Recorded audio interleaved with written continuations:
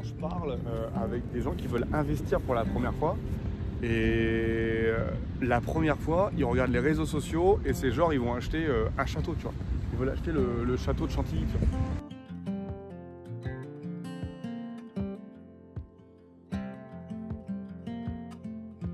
Ils ont du mal à se dire je démarre par le commencement. Qu'est-ce que tu penses de toi ça? Après, je pense qu'il ne faut pas se précipiter, il ne faut pas mélanger, voilà, vouloir absolument acheter un bien et se précipiter. Il faut prendre le temps de faire les choses, encore une fois, même si on met 6 mois, il y a des fois où nous, on n'a pas tout de suite trouvé un bien. C'est les occasions, elles se présentent, et parce qu'on veut bien qu'elles se présentent. Il y a une stratégie à adopter.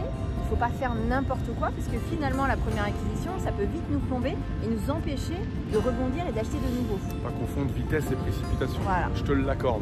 Alors là moi où j'attache beaucoup d'importance ça va être sur le fait que pour une première affaire l'idée c'est déjà de se rassurer soi-même parce que comme on n'a jamais fait d'affaires dans l'immobilier on voit que les autres y arrivent mais finalement on ne sait pas si soi-même on est capable de la gérer. Si on arrive à se rassurer soi-même on va rassurer notre entourage généralement. Pour les gens qui ne sont pas d'une famille où les parents ou les grands-parents ont déjà investi dans l'immobilier, ils ne peuvent pas être compris par cet entourage. Tu vois, c'est un peu ce qu'on a vécu nous aussi, où les parents, pour nous protéger, nous disaient qu'il ne fallait pas le faire parce que eux-mêmes ne l'avaient pas fait. Bien sûr, mais plus, je pense, parce qu'il y a beaucoup de peur. Et parce que quand on ne maîtrise pas quelque chose, ben on n'y va pas, on a peur, on se cache derrière plein d'excuses. C'est pour ça qu'il faut bien s'entourer, c'est important. Bien poser les choses, prendre le temps de faire les choses. L'immobilier, c'est surtout pas de la précipitation, sinon on peut vite se planter. Ouais, je suis d'accord avec et toi. Ça peut être vite un fardeau plutôt que l'inverse. Donc se rassurer soi, rassurer l'entourage et puis rassurer le banquier. Parce que si on fait une première affaire et qu'on la réussit cette affaire, on va donner confiance au partenaire de banque et il va nous suivre sur une deuxième, une troisième et on le sait. C'est le conseiller bancaire qui prête l'argent puisque c'est lui qui l'a.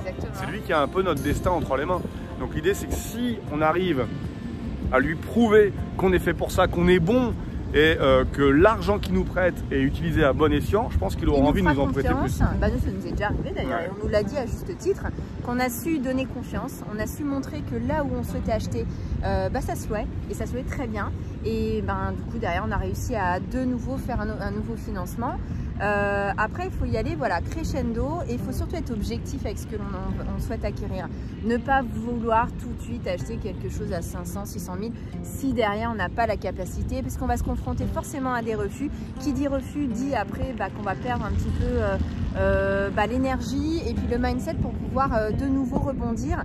Et je pense que chaque échec, il ne faut pas le voir comme un échec réellement, mais plutôt comme quelque chose de positif sur lequel il faut s'appuyer pour rebondir. Voir où on a fait des erreurs, parce que nous aussi ça nous est arrivé de faire des erreurs. Moi non, jamais, mais toi je crois que ça t'est déjà arrivé. Ouais. Ça nous est déjà arrivé voilà, d'avoir des refus ou autres, mais justement il faut voir pourquoi on a eu des refus par exemple, pourquoi on a eu des obstacles et de trouver les solutions.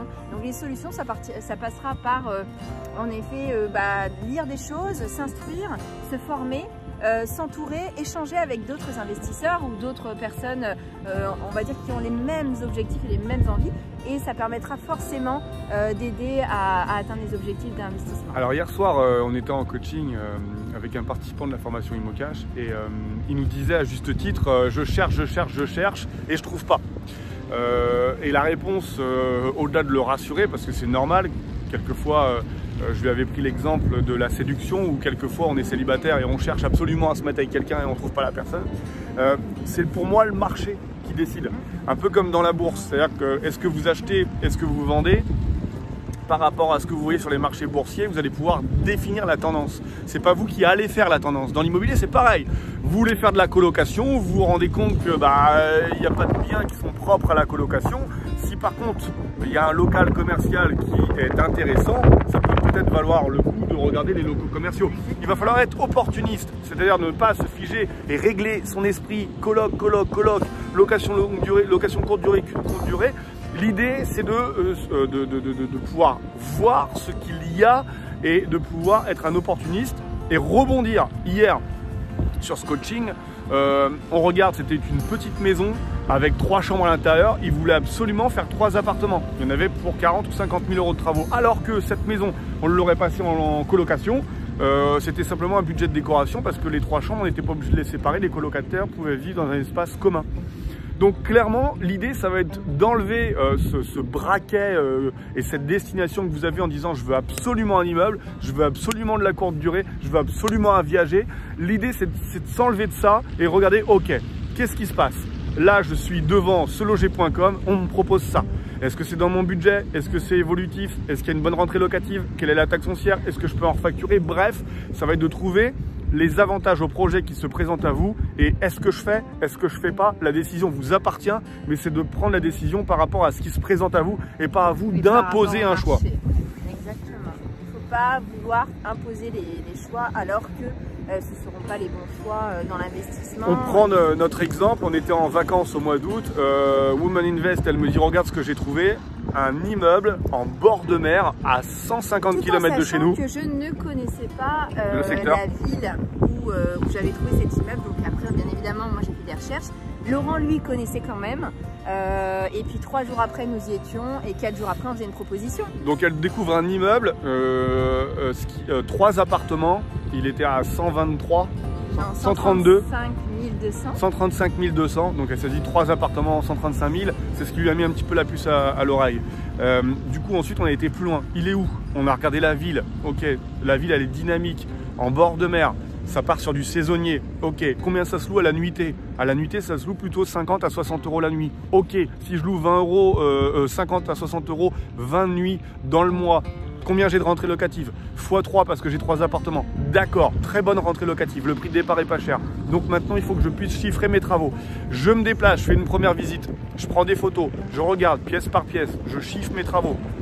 Une fois que j'ai trouvé mon montant de travaux, j'ai mon montant de départ, j'ai ma taxe foncière, j'ai ma rentrée locative, je vais commencer ma négociation. Et c'est comme ça, crescendo, qu'on a réussi à avancer, c'est comme ça qu'on réussit à faire des affaires, mais c'est le marché de l'immobilier qui nous dicte. C'est pas nous qui avons dit, quand on était en vacances en Corse, tiens, on va chercher absolument un immeuble en bord de mer. Jamais. Par contre, le marché nous a emmenés vers ça, on s'est dit, on va étudier. Ok, on y va. La décision, elle nous appartient. Parce que, encore aujourd'hui, nous, on regarde tous les jours les annonces. Il y a des choses, quelquefois, pendant 2 jours, 1 semaine, 1 mois, 2 mois, il n'y a rien. Non. Quelquefois, il n'y a rien. Quelquefois, on retrouve les mêmes immeubles ou les mêmes appartements qui sont à vendre depuis 6 mois, 8 mois, 10 mois, 1 an.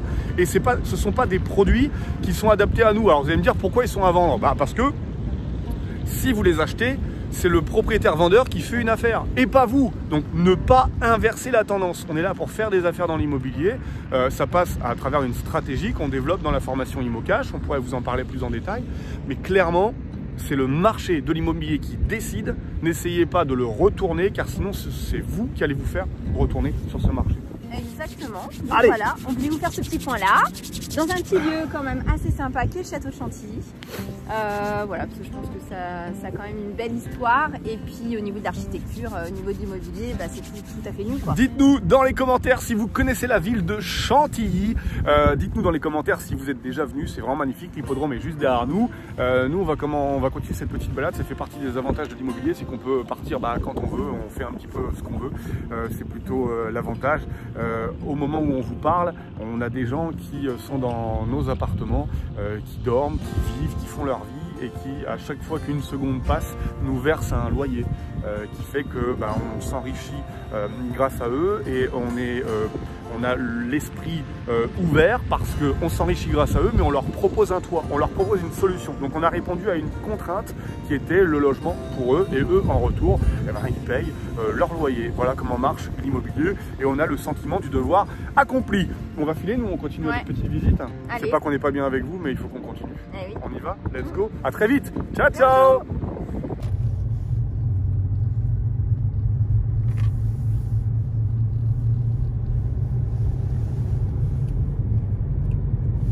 T'as l'air super concentré, hein, chérie. Hein? Bah ouais. Enfin non, je réfléchis. Tu réfléchis à quoi? À plein de choses.